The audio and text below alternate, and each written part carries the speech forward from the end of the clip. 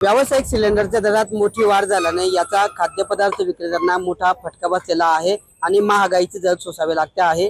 जळगाव शहरात देखील जे आहे कमर्शियल जे आहे व्यावसायिक गॅस सिलेंडर जे आहे याच्या दरामध्ये मोठी वाढ झाली आणि त्याचा जो फटका आहे तो आता खाद्यपदार्थ विक्रेत्यांना बसलेला आहे। आपण आता जळगाव शहरातला एका नाश्ता विक्रेत्याच्या दुकानावर आहोत आणि या ठिकाणी जर आपण बघितलं तर व्यावसायिक सिलेंडरचा वापर केला जातो आणि या ठिकाणी मोठी गर्दी देखील ग्राहकांची असते।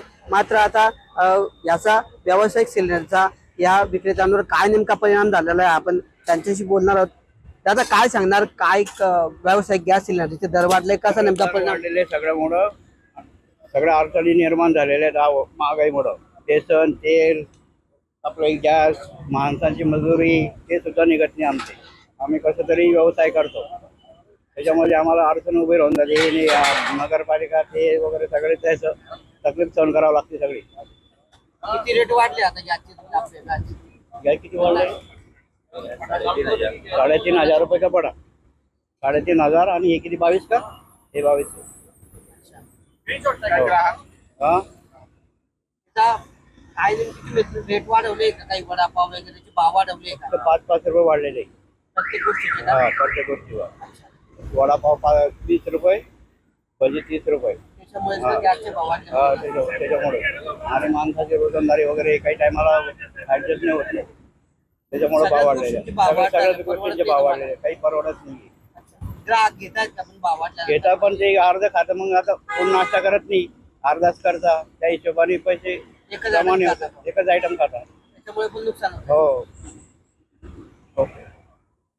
तर एकंदरीतच व्यावसायिक गॅस सिलेंडरच्या दरात वाढ झाली। सिलेंडर बरोबरच तेल असेल इतरही गोष्टींच्या दरात वाढ झाल्याचं या ठिकाणी विक्रेत्यांनी सांगितलं आणि त्यामुळे साहजिकच या ठिकाणी मजुरांची मजुरी असेल किंवा इतर जो खर्च असेल हा देखील या ठिकाणी परवडत नसल्याचं चित्र आहे। खर्चही निघत नाही अशी प्रतिक्रिया या ठिकाणी विक्रेत्यांनी बोलताना दिली आहे। तर दुसरीकडे या व्यावसायिक गॅस सिलेंडरच्या दरात वाढ झाल्यामुळे आता खाद्यपदार्थ जे आहेत, वडापाव असेल, आलूवडा असेल, पोहे असेल, या गोष्टींच्या दरात देखील 5-5 रुपयांची वाढ या ठिकाणी झाल्याचं विक्रेत्यांनी सांगितलं आणि भाववाढ झाल्यामुळे ग्राहकांची संख्या कमी झालेली आहे। जे ग्राहक 4 ते 5 पदार्थ खात होते ते आता वाढ झाल्यामुळे एकच पदार्थ खात असल्याने ते देखील आर्थिक नुकसान होत आहे अशी प्रतिक्रिया या ठिकाणी विक्रेत्यांनी दिली। त्यामुळे व्यावसायिक गॅस सिलेंडरचा मोठा परिणाम जो आहे जळगाव जिल्ह्यातील खाद्यपदार्थ विक्रेत्यांवर देखील झाल्याचे या निमित्ताने पाहायला मिळत आहे। किशोर पाटील, TV9 मराठी, जळगाव।